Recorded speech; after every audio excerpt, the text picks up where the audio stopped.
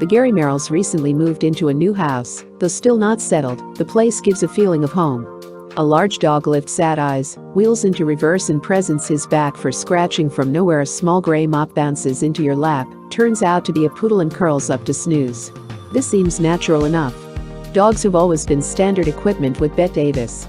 Go-karts and playpens haven't been. But they are now. In his favorite beachcomber's outfit, Gary lopes down the stairs, sticks out a genial hand and leads the way to his wife, who's in bed with a cold, but not sick enough to have lost much energy. As always, her effect is like that of a window thrown open, a sudden rush of invigorating air. "Don't come near me, it's catching. Shove that monster off, and I think you'll be safe there on the couch." The monster is a woolly innocent, stuffed firmly into pajamas, wearing a look both rakish and wistful under the moth-eaten hood that flops over one eye. BD, as Barbara's called, comes in for him. Fair-haired and almost 5, BD has the face of a storybook child. "He's a lamb," she explains, "whose mother didn't have enough milk. I've got to feed him now. All I do is hold the bottle. He eats by himself. Would you like to see my brother? He's new." Through the adjoining bedroom with its furpister and crib goes BD. "Margot sleeps here with me since my brother came. That's her bed, this is mine." She proceeds across the hall to where a pink smidgen of 4 weeks lies on top of a bassinet, enjoying a rub-down. "This is Woody." Later on we can see Margot. Right now she's having a little moment alone with a graham cracker. Her gray face breaks into a smile. "That's what Daddy said." Adjusting your mind to Davis as the mother of 3, you wander back and decide that on her, multiple maternity looks good. Except for the poodle cut, she might be the gal of 10 years ago. The strained lines of Margot and All About Eve were either etched in by makeup or they've vanished. Certainly there's no trace of them in the fresh and blooming fizz of Mrs. Gary Merrill. Her career used to regulate Bette's actions. Now it's more likely to be her husband or youngsters. The move into town was on BD's account. Bette and Gary would have stayed at the beach forever. Margot and Woody were too young to care. For that matter, BD wasn't worrying either, happily unaware of her deprivations. But the absence of children during the winter months troubled her elders. "For us it's enough to look at the water," said Bette. For her it's unsocial. She needs sidewalks where she can ride her trike and roller skate with kids of her own age. "She needs birds and trees," said Gary. "It's sad for a child to grow up without birds and trees." In an old section of Hollywood, where the trees have had time to soar and spread, they found the kind of house people used to build for generations to live in. It has a 2-storied hallway and a staircase straight out of Longfellow. Its timber is seasoned, its proportions beautiful, its rooms high-ceilinged and spacious, its atmosphere one of mellow serenity. Says Bette, "If I'd found it 20 years ago, I'd have been in it for 20 years. Shunning verbal sentimentality, she can't oust the gleam of delight as she talks of her brood. "The gang," she calls them, all but smacking her lips over the word. "I always thought BD should have a gang." Gary thought so too, which was fortunate. Very little children can have marvelous times with their parents. But the minute they're out in the world, they start looking around and wondering why they're alone. So the Merrills adopted Margot, now a vivid-looking charmer of 14 months. It was Gary's idea to name her after the character in All About Eve, adding a T. It was BD who staked out a claim to her from the first. "Close your eyes," said Bette. "Here's a present for you, here's your sister," and laid the little thing into BD's lap. From then on, she's been the baby's mother. "If the younger kids play it smart," observes Gary, "they'll never have to turn a hand for themselves." When Bette told a famous woman, nameless for our purposes, that she and her husband were in the market for a third, the lady said, "You're crazy." "Maybe. But you might as well have 3 as 1 to tie you down. Because even with 1 your entire life changes. You're never free in the way you once were, nor do you want to be. So it's nice to have 3, to show for that loss of freedom. Or 6 or 7 or 8. Only 3's our limit." They wanted a boy the first time. Rather, Gary did, and not so he could take him fishing. "Men," he said, "feel a special tenderness for daughters, women for sons. I think Bette ought to have a son." Since more daughters than sons were being born at the time, they took what they got. With Margot safe in the fold, they could afford to wait for a boy, and a few weeks ago Michael Woodman Merrill came home. Woodman is a Merrill family name, and they call him Woody. Michael, explains his mother, is an ace in the hole. If he grows into a big tough character and thinks Woody's too elegant, he can be Mike. An added reason for the 3rd child reflects her fair-mindedness. 2 adopted to 1 you've born is a good proportion. If the day ever comes, mind you, I don't believe it will, but how can you be sure? If the day ever comes when BD says, "Pooh, you're adopted and I'm not," then Margot will have an ally in Mike. 1 against 1 is apt to be a rough deal. If we weren't in the public eye, I'd be tempted never to tell them. I loathe this business of her own and the two that aren't." The blue eyes flamed. "They're all our own." It took more than children to shift life's center of gravity for Davis. For a year and a half, after parting company with Warner's, she sat in Laguna and ate her heart out. Here was a woman to whom acting was vital, who'd worked for 18 years under the contract system that lines up your next picture before your last one's finished. Studio contracts with their fettering shawls and shall nots can haunt, enrage, and frustrate you, but they have one saving grace: you know you'll work. Breaking free of the shackles had been her own choice, but she'd made it, as an actress with her record has the right to do, hopeful that good scripts would come along. Those that came fell painfully short of her standards, and as time wore on, she grew increasingly frantic. Idleness was the one thing she hadn't reckoned with, and idleness was murder. I might add, she volunteers with her usual candor, that there's also the ego in you. Do you feel, well, of course, I no longer mean anything, and it hurts. Eventually you have to earn a living. Though it was nothing to shout Hosannas over, she made payment on demand for RKO. One day a message came from Daryl Zanuck. "There's a script I want you to read, but I won't send it unless you promise to start work as soon as you finish over there." It was all about Eve, and she'd have promised her right arm for it. Colbert had been set to play Margot. They'd leased San Francisco's current theater for 2 weeks. It was the only theater that looked like New York, and it was tied up for the balance of the year. Colbert hurt her back, making it impossible to work during the crucial 2-week period. So Davis got the job. "Rotten luck for her," says she, "and freak luck for me." Call it freak luck, destiny, or accident, something was at work. In the picture, Gary Merrill made love to her with intelligence and charm. One may hazard the guess that similar qualities marked his off-screen courting. Uncommunicative about her personal affairs, Bette breaks through her natural reticence to say, "This is the only marriage I've ever had." Any criticism implied is largely self-criticism. With her New England conscience, Bette's incapable of taking marriage lightly. Her failures have tormented her. To a wise woman friend she once unburdened herself on a note of despair. "Nothing I do works out. There must be something wrong with my judgment." "There isn't," said her friend. "The palm is, some people have to keep on trying for happiness, others are fortunate the first time." She's found happiness with Merrill. Their basic interests are the same: family and work. "The last thing I'll ever do," she used to say, "is marry an actor." She's lived to learn that actors can be people, and that it helps to have a man around who understands your professional problems without having them spelled out. Still more relevant is the fact that Gary confines his acting to the job. He's an adult who puts first things first, and whose attitude toward non-essentials is relaxed. Good grooming, except when you're in front of an audience, ranks as non-essential. Playing the lead in Born yesterday, he showed up at the theater one warm day in a pair of army suntans, hacked off above the knee. "At least," pleaded the wardrobe woman, "let me hem them for you." He's averse to shaving or getting his hair cut, looks upon ties as a form of straitjacket, and attributes these idiosyncrasies to nothing more romantic than laziness. In an effort to reform him, Kurt Frings, Bette's agent, appeals to his business sense. "You get better parts when you're better dressed. Who sees me here?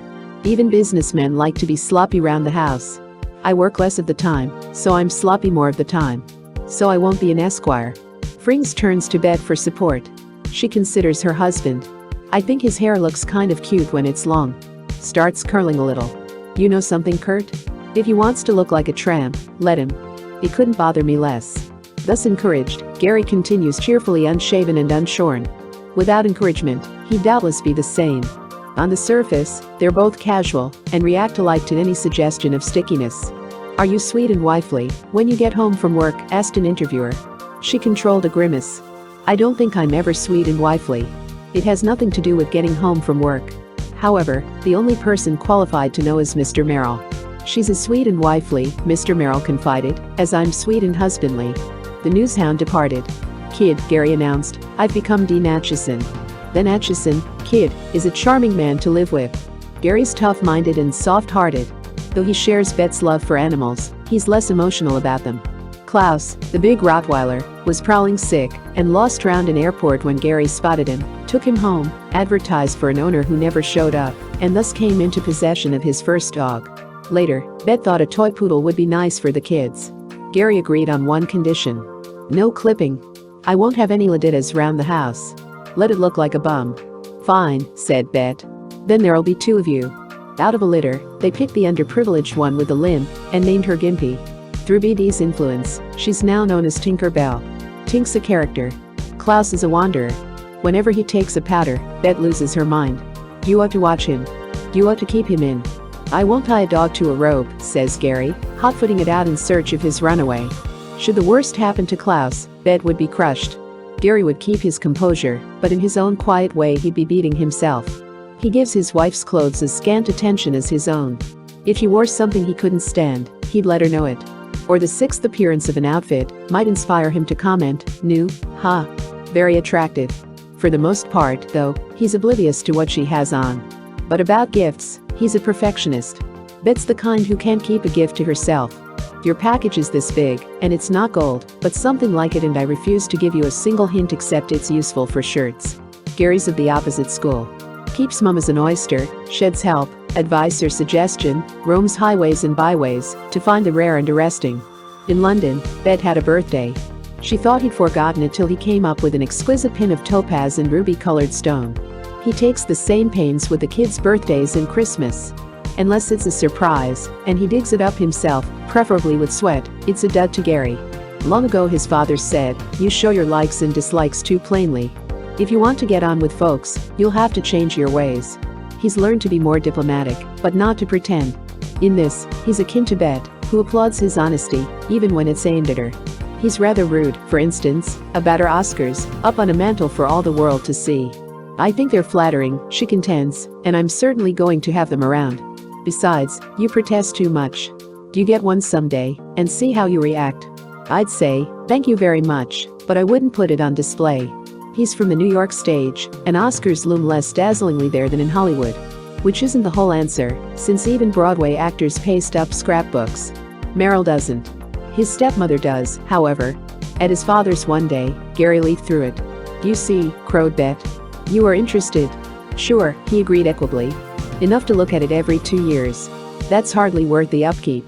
More important to him than Oscars are fairly good notices, so he can go on working in his chosen profession.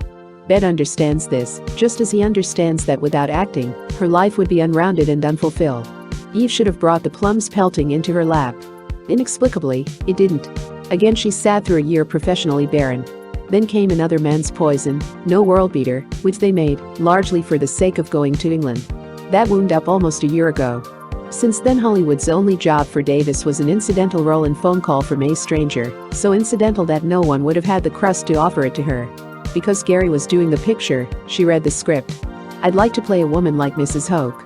But you can't write a whole picture around such a woman, so I'll never get the chance. Negulesco was trying in vain to cast the part. One day he groaned, oh, let's get Bette over here, as you might say let's get the man in the moon. She'd like to do it, said Gary. The other glared. Don't toy with me, Merrill. I'm a desperate man. So Bette did it for 2 reasons, neither of which involved her husband. It was a good part, and she wanted to work. Under business arrangements recently concluded, she looks forward to working more consistently in the future. This fall she'll be in a Broadway musical, Two's Company. But never again, she vows, on the old treadmill. For nothing on God's green earth would I go back to that 52-week stretch. In some ways, though, I must be a creature of routine. I want to know what's ahead. It's uncertainty I hate, and in freelancing, that's the one great adjustment you have to make. Whether I work next week or next month doesn't matter, so long as I know that 6 months from now or even 12, there's a picture waiting. Meantime George Brent and I do Woman of the Year for radio. We record it, and have a perfectly wonderful time. That takes 1 day a week, and I'm the kind of woman who has to keep busy. So I've invented a new job for myself. I always did like new jobs. It's an age-old invention that consists of looking after children. Not that she ever turned them over to a nurse and said, you bring them up. Not Bette, whose sense of responsibility is all but a religion. When her working schedule made a nurse imperative, she kept a close supervisory hand on the helm. Now there's no nurse except Woody's, and she'll be gone in a month. What non-career women take as a matter of course meant a whole new pattern of living for Bette. She laid her plans before Gary. Children in homes that can't afford nurses, she informed him, are twice the children. These are statistics. All doctors tell you this. Who needs doctors? It stands to reason that a nurse has her own ideas, which may not be yours, and you don't know what the dickens goes on with your kids. Stick close, and you find out little things every day that point to other things. You get to know your children. Then, instead of sitting and waiting for parts to turn up, why don't I take them over and have a busy day? It'll fill my life. It'll be good for them. When I work, which will be only now and then, I'll get someone in to help." "Amen," said Gary. Ask what she does with the children, and out comes a hoot, derisive, incredulous, yet somehow jubilant. What mothers all over America do with children. Get them up, bathe them, feed them, dress them, take them to the bathroom, play with them, nurse them when they're sick, comfort them when they're hurt, fix formulas when they're tiny, answer dozens of questions as they grow older, listen to problems, solve them or help them to find their own solutions. It's a big deal, believe me. Exhausting, but I love it. Especially with Gary around. I marvel at Gary's wisdom with children, his enormous patience, his tact, his humor. He could run a big fat orphan asylum and have every child in the place tagging after him. He's a Pied Piper. Not bad, he concedes modestly. Married less than 2 years, and I've got 3 kids. How much better can you do? Their household is flexibly run. Bound to necessary routines at the studio, they hoist the flag of the free at home. In Bette's flat statement, you want nobody to tell you have to do anything. So no Martinet rules in the kitchen. Everyone cooks, Gary, Bette, both maids are a combination. The children eat at fixed hours as children should. Bette and Gary eat when they're hungry, which is never at mealtime. If they want a snack, they forage and nobody sulks, and nobody's schedule is ruined. A recent outcry protests the deglamorization of movie stars. They're not like the people next door, so runs the pitch, or they wouldn't be stars. To which the Merrills say, bunk. Whatever magic they may project on the screen, their domestic activities happen to be as unspectacular as those of the Smiths or the Geneses. At the moment, they're busy with the house, furnishing without benefit of decorators, and with stuff which, according to Bette, we've both had for over a million years. Gary likes golf and skating, but, moderate in all things, makes a fetish of neither. He would really rather lie in the sun, being a constitutionally lazy man except when he's working. While Bette feels that his gift for laziness is beyond her, it still acts as a tranquilizing influence on her dynamic nervous system. Their evenings are quiet. BD's bedtime is story time, with Bette or Gary or both. As storytellers. Even here, however, they avoid rigidity. Should they happen to be unavailable, BD understands. After the story, she and Bette sing Margot a lullaby. Right now they're stuck with Rockabye Baby, but they've learned the first 2 lines of the Brahms, and, once they master the rest, plan to alternate for a change of pace. Finally comes the prayer which BD, wrapped as a Madonna in miniature, says for Margot, because Margot's too little to say it for herself. Thank you for the world so sweet, thank you for the food we eat, thank you for the birds that sing. Thank you, God, for everything. With the children tucked away, their evenings are quiet. Unlike his body, Gary's mind doesn't care about loafing in the sun. He's an avid reader, with a sharp awareness of what goes on in the world, and of his own responsibilities to it. Bette's right up there with him. Agreement on basic principles still leaves plenty of room for what she calls enormous discussions, enormous being Davis for terrific, and discussion meaning exactly what it says. Too intelligent for the I think what you think is heaven routine, they're intelligent enough to keep their differences on a grown-up level. Heckle Gary, and he'd walk out, says his wife with the air of one who consider him justified. For these enormous discussions they find no end of food, ranging up and down from Korea to the children, to whether or not they'll get to Maine next summer.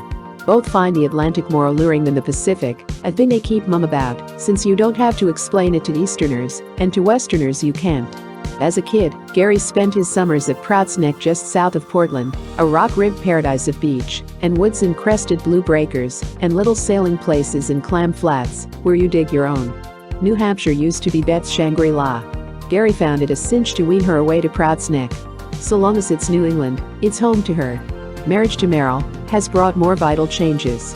In the old days Bette was a stay-at-home, almost a recluse. Apart from her family and a couple of intimates, she knew nobody. Work was her life, draining time and energy, leaving nothing over for the social world she didn't want anyway. She still doesn't want it in the Hollywood party sense. But what I have now, and her face lights to radiance, that's different. Through Gary I've inherited a whole group of people. People from the New York theater mostly, and they're wonderful, alive, many-sided, stimulating, gay without being shallow, and thoughtful without being self-important. They exhilarate you and they keep your brains on tiptoe. A few friends like that, and the world's under your roof.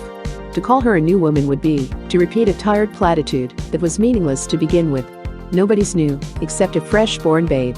Like any actress with a true fire in her veins, Bette Davis will want to act until she dies. But never again will work be everything, or even the main thing. New human values have stretched her horizons and enriched her life. You used to think of her as a lonely person. No more. Now there's a lean-faced guy whose mind is his own, but who talks her language. Now there's Margot, laughing her head off in the playpen, while BD parades Tink on a red leash. Now there's a fuzzy-headed tyke in the nursery who, as Mike or Woody, will grow up as her son. Now there's a house whose warmth is like a welcome. If Bette's been tops with you for more years than you care to remember, you go away feeling good. Photoplay magazine, October 1952.